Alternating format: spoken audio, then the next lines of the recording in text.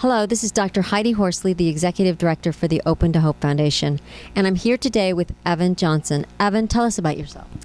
So I'm Evan Johnson. In 2010, my dad died of suicide, and I live in Portland, Oregon, and I'm just really happy to be able to be here. Okay, so after your dad died by suicide, tell me about how you were feeling and how you went on to find hope. So after my dad died, at first when I learned about it, I was just in complete disbelief. At first I couldn't figure out why he would have done that. I mean, I thought he was happy and everything was fine. So it came really just out of the blue and as a complete surprise. And as that kind of wore off, as I started to get out of that denial phase, I started realizing that it was real, and that's when kind of the anger kind of started coming in.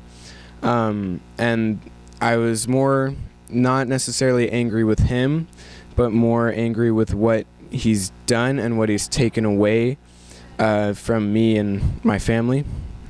That makes sense. So it sounds like you were angry, which is understandable. This wasn't the life you had planned. It wasn't the life you had signed up for, and it wasn't the life you wanted, which I totally get, because when my brother died, that's how I felt. And I think a lot of teens out there are feeling the same way, and anger is a normal emotion.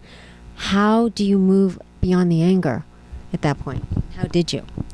So what helped with me is I did some research about suicide, and because I was confused. I didn't know what was making him do that, and so I did some research, and I found that it wasn't necessarily it wasn't his right mind thinking. It's a part of a mental disorder, depression, and it really does affect the brain more than just you don't want to participate. It is a true disorder to be taken seriously, and so that helped me kind of relieve a lot of my anger.